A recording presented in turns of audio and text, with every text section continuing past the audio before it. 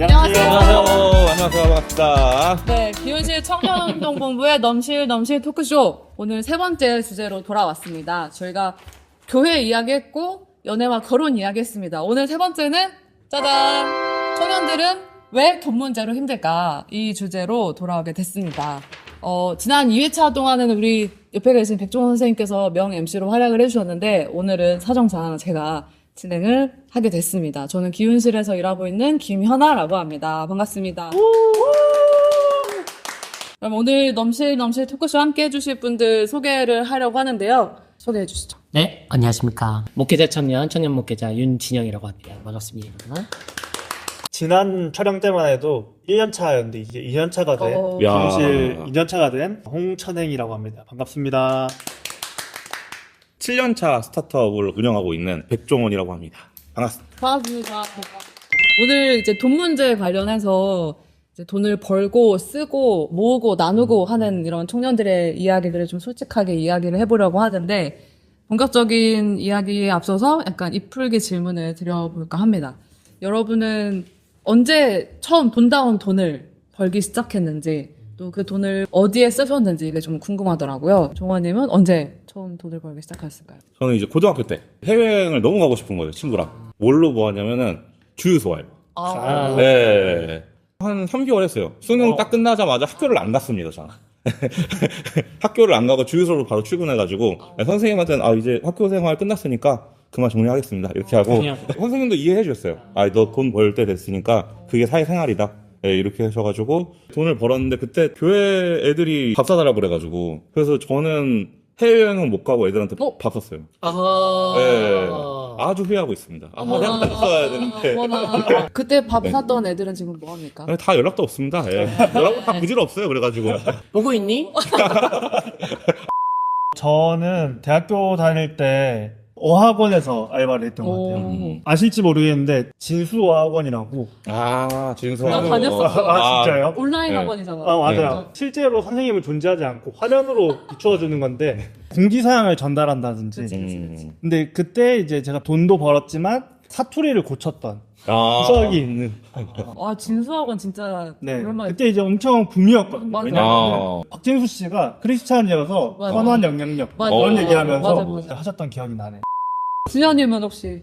꾸준히 정기적으로 이제 수입이 들어왔던 거 이제 사역을 시작하면서부터 월 30부터 시작해서 와. 파트타임 전도사. 네. 정규 파트타임도 아니고 그거는 본건 있어갖고 또 부모님 뭐 내부.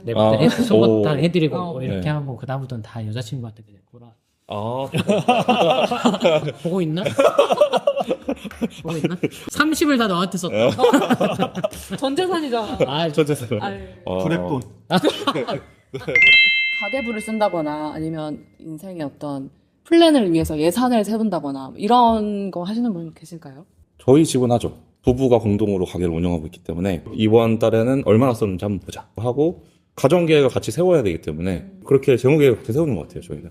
네, 그래서 올해는 목표가 뭐고 어떻게 가자라고 하지만 항상 목표대로 되지 않습니다, 여러분. 네. 결혼하시기 전에는 없어요. 결혼하기 전에 뭐 방탕하게 살았죠. 그냥 막 하는 거죠. 뭐 생각이 있습니까? 생각이란 건 없습니다. 애들이 PC방 가자 그러면 PC방 가는 거고. 사주세요 그럼 그럼 먹을래? 야 먹어라 야 너도 뭐 이렇게 하고. 다들 그러시지 않나요? 어떠신가요? 화랑 방탕하게. 그때 사달라고 하는 사람이 많을 것 같아요. 많죠. 목사님이랑. 네. 다 네. 일일이 얼마 쓰고 이걸 보면서 사면 안 돼요. 그죠, 그냥, 그죠. 그냥, 네. 그냥 일단은 다 뭐 제가 사나요? 다 신용이 사주는 거지. 미래의 나야 보고 있나? 저도 진영님이랑 비슷한 것 같아요. 내일 일은 난 몰라요. 오늘 하루 살아요. 이런 느낌으로. 믿음의 고백이. 이게 믿음의 고백. 뭐에 돈을 많이 쓰세요? 거의? 돈을 많이 쓰는 건 아닌데 네. 계획을 세우지 않고 쓰는 편. 예를 들어 떡볶이를 시켰다고. 맞아요. 땡긴다 그럼 오늘 기훈실에는 청년 재무 상담소라는 곳이 있는데 누구하건 상담을 300개 받아보시면 야. 어떨까. 어떻게 쓰세요? 저요? 네. 저는 일단 가계부를 쓰고요. 아주 대단합니다. 네, 카드별로, 일자별로, 그다음에 계정별로 하고 있고 네. 그렇게 한 지 한 5, 6년 된 것 같아요. 이번 달에는 뭐 예를 들어 꾸민비에 많이 썼구나, 뭐 식비를 많이 썼구나 이런 거를 좀 볼 수 있어요. 예산을 이렇게 막 장기적으로 세우지는 않고 최소한 월급의 몇 % 뭐 저축하자든지 이런 정도는 정해놓고 쓰는 편인 것 같아요. 역시 기운질 회계. 그쵸. 기운실 회계 출신의 네. 어떤 면모를. 파워 J. 파워 J입니다. 네. 파워 SJ. 파워 NP예요. 저 똑같습니다. 형제들은 다 비슷비슷한 거 네, 같아요. 비슷비슷한 것 같아요. 네. 그렇군요. 네. 참고하겠습니다. 다 멍청이들입니다, 여러분. 본격적인 사연 토크를 시작하려고 하는데 조원님께서 한번 소개를 해주실 수 있을까요? 첫 번째 사연 한번 읽어드릴게요. 안녕하세요. 30대 초반 직장인입니다. 고등학교 친구들과 지금까지도 친하게 지내며 시간이 될 때 종종 모임을 하고 있어요. 그런데 어느 날 한 친구가 모임에 명품 가방을 메고 왔는데 우리 나이 정도면 이런 가방 한두 개 있어도 되는 건 아니냐? 면서 저랑 다른 친구들에게 가방 좀 바꾸라고 하더라고요. 그땐 웃으면서 넘겼는데 기분이 좀 씁쓸하달까요? 생각해보니 이 친구는 직장에 다니고 난 이후부터 대화 주제가 대부분 돈이나 주식, 부동산이고 씀씀이가 커진 게 느껴져요.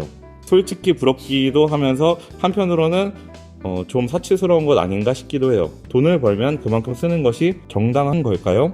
어떻게 벌고 어떻게 소비하는 것이 지혜로운 것인지 친구를 보면서 시험에 드는 제 마음은 어떻게 해야 하는 것인지 고민입니다. 네.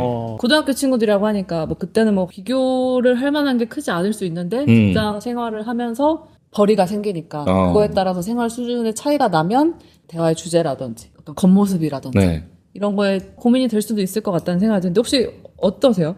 일단은 이분께 드리고 싶은 말씀은 30대 초반이시라니까 이 친구와 관계는 앞으로는 계속 더 어려워질 일밖에 남아있지 않지 않을까 현실적으로. 그러니까 삶의 씀씀이가 변하고 나면 네. 그 격차들을 좁히기가 되게 정말 쉽지 않은 거예요. 이거는 30대 초반 들어가고 어느 정도 자리를 잡아가고 있다. 그리고 네. 본인뿐만 아니라 또 이제 배우자가 생기게 되고 네네. 경우에 따라서 아이들이 생기게 되고 이렇게 되면 네네. 그 보이는 격차는 이제 좁히기는 되게 쉽지 않아질 것 같다는 생각이 좀 들긴 하거든요. 너무 이 관계를 깊게 연연하지는 않으셔도 되지 않을까? 라는 생각이 좀 저는 좀 다르게 해서 그랬어요.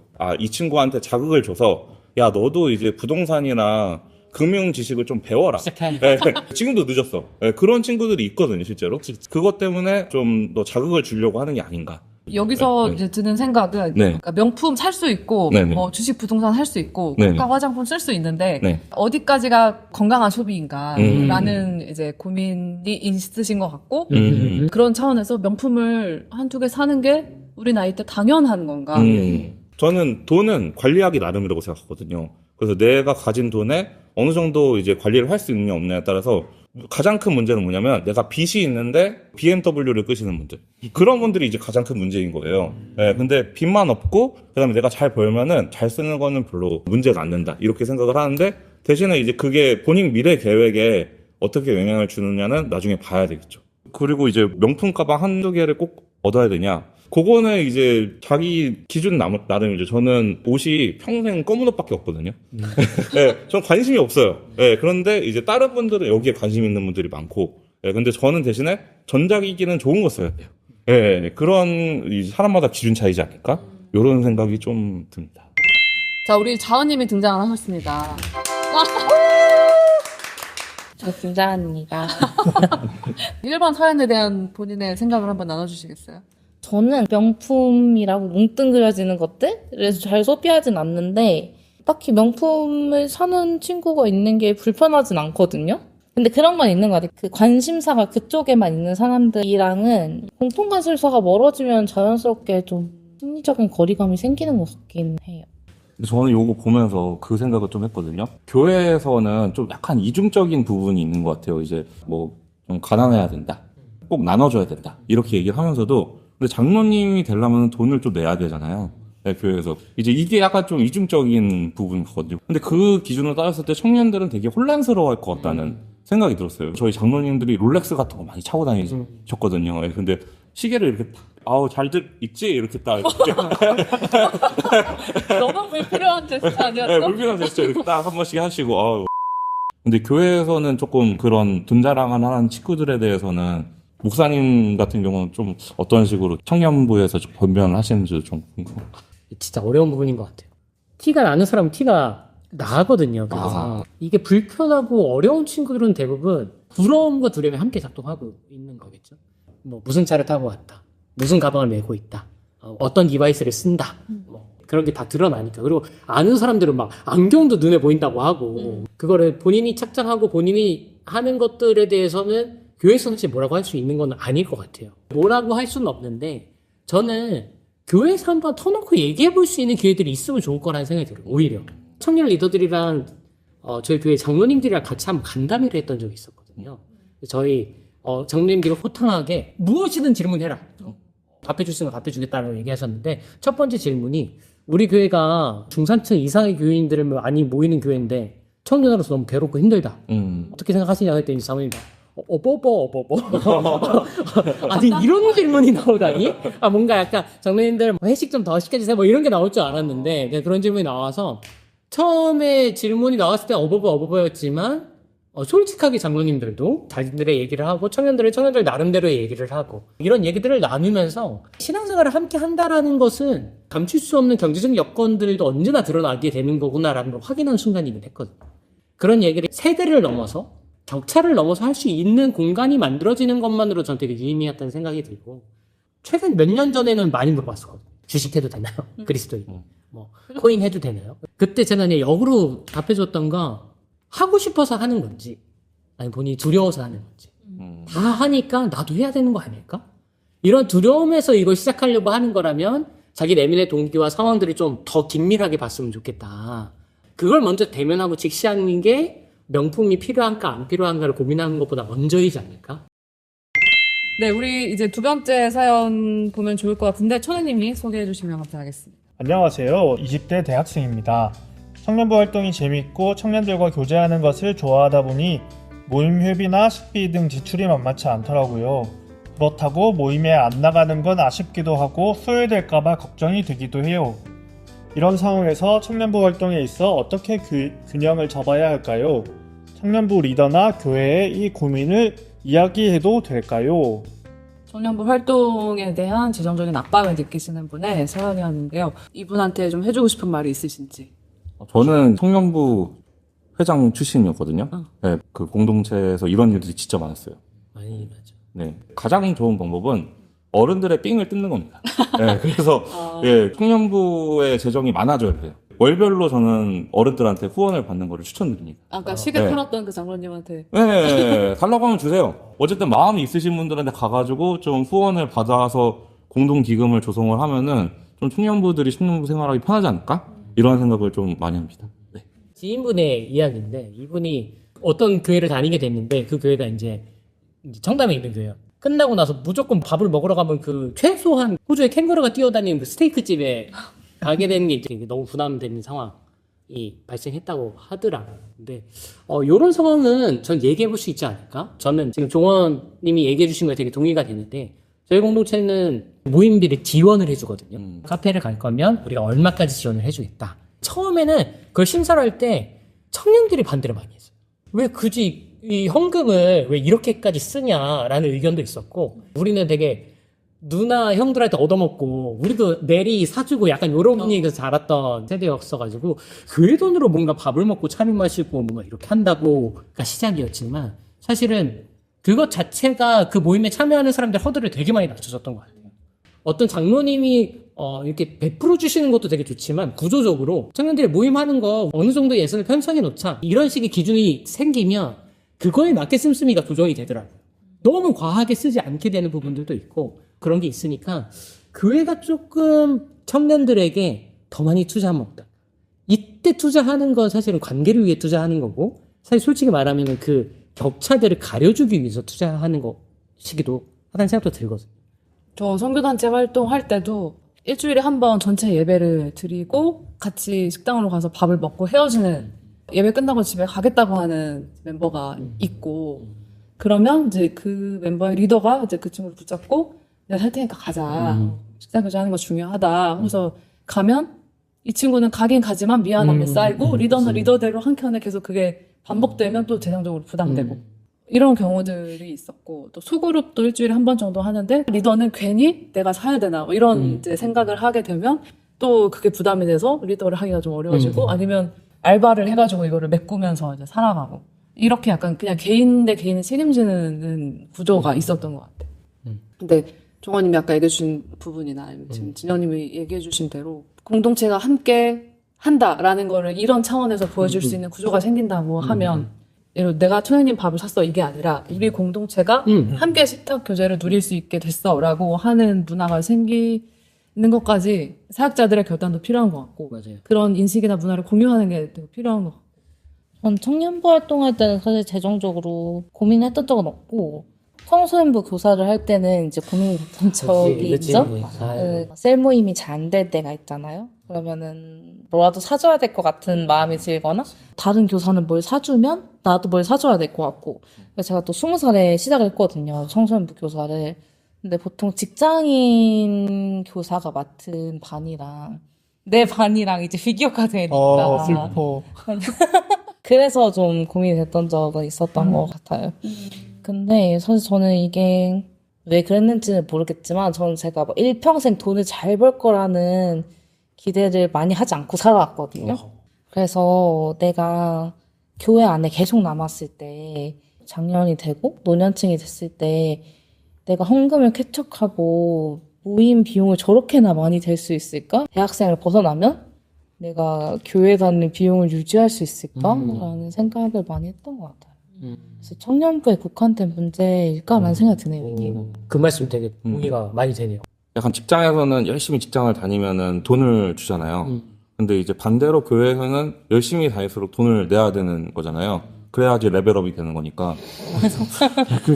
그게 조금 시간이랑 돈을 투자해야지 그만큼 내가 어떤 직위를 얻고 그럴 수 있다 보니까 그게 되게 쉽지 않다. 이런 생각이 좀 많이 들었거든요. 그러니까 교회도 돈으로 결국에는 네. 엄청난 장로님들 막 네. 영향력을 강하게 행사하시는 장로. 교회 본고차 바꿔주고 이런 사람들. 교회 내에도 이런 재정적인 상황들 때문에 뭐 인정하기 싫지만 계층이 있는 상황일 수밖에 없는. 목사님이 해주셨던 말씀이 헌금만 하든지 사역만 하든지 둘 중에 하나만 해야 된다. 둘 다 하는 사람이 생기면 그가 망가지고 휘둘리기 시작한다라고 얘기하셨던 게 되게 기억이 남거든요. 청년들만 보호가 필요한 게 아니라 오히려 어른들이 훨씬 더 그게 많이 노출되어 있을 수 있겠다는 생각도 드네요. 청년들은 이래봐야 조금 재정 지원해주고 그래도 같이 해보자라는 게 통용되는 색인 것 같은데 어른들은 진짜 아닐 것 같아요. 네. 저는 대학교 다닐 때 2년을 소그룹 리더를 했었는데 그게 이제 새내기 소그룹 리더를 아이구야. 한 거예요. 그 친구들도 당연히 자기가 돈 낼 생각도 전혀 하지 않고 저도 돈을 그냥 내게 된 그런 상황이었는데 제가 이제 부모님한테 용돈을 안 받았거든요. 대학교 올라가면서부터 이런저런 일들을 하면서 이제 생활을 하니까 좀 힘들었는데 그때나 지금이나 마인드는 좀 비슷했기 때문에 그냥 버는 대로 쓰고 없으면은 없다 이렇게 막 후회되는 건 아닌데 생활 습관이 그렇게 잡혀버린 게 좀 후회되는 부분이 있는 것 같고 약간 다른 얘기일 수도 있는데 아까 하신 얘기랑 좀 이어져서 생각해보면은 중고등부 때 열심히 하던 사람들이나 아니면 청년부 때 열심히 하던 사람들이 헌신과 노력을 보통 교회에다가만 집중해서 하게 되니까 사회적으로 멀쩡한 어른이 되기가 힘들잖아요.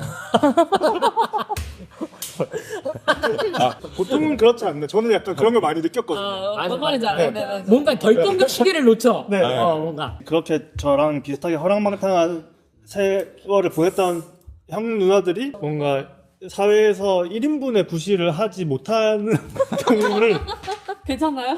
봤던 것 같아요. 그런데 교회에 여전히 헌신하고 봉사하면서 남아있는가 생각하면은 그렇지 않은 경우도 있는 것 같아요. 뭐 복잡한 이유가 있겠지만 전 연령에 있어서 신앙생활이 어떤 게 중요한지 좀 일관성이 있으면 좋겠어요. 그러니까 중고등부 때는 부모님이 교회 안 다니는 친구는 엄청 열심히 신앙생활 하면은 신앙생활 엄청 열심히 하는 보기 좋다 이렇게 하지만 장로님이 자기의 아들은 학원에 보내고 교회 가지 말라고 한다.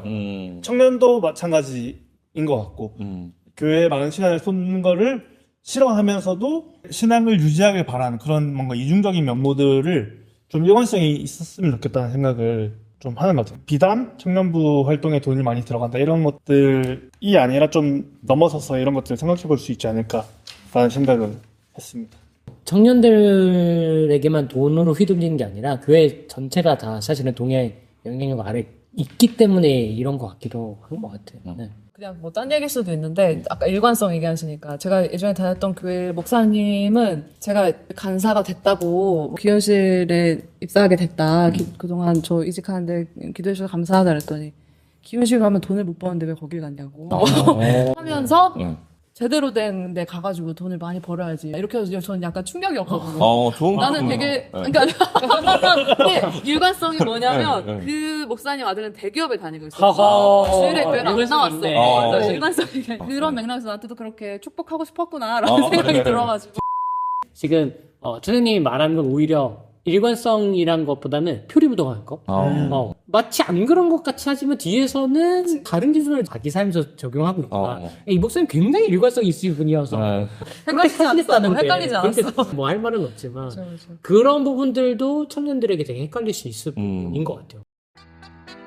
현재 소득이 없고 모아둔 돈도 많지 않다 보니 교회 헌금이나 약정해둔 후원을 지속해야 할지 고민이 됩니다. 목사님과 성경 공부를 하던 중에 11조에 대한 내용이 나왔는데 목사님이 한 사람 한 사람 지목하면서 교회에 11조를 제대로 하고 있는지를 물어보시는 거예요. 성경은 본인이 당연히 교회에 11조를 하라고 가르치고 있다고 하더라고요. 그렇게 가르치고 있지 않습니다.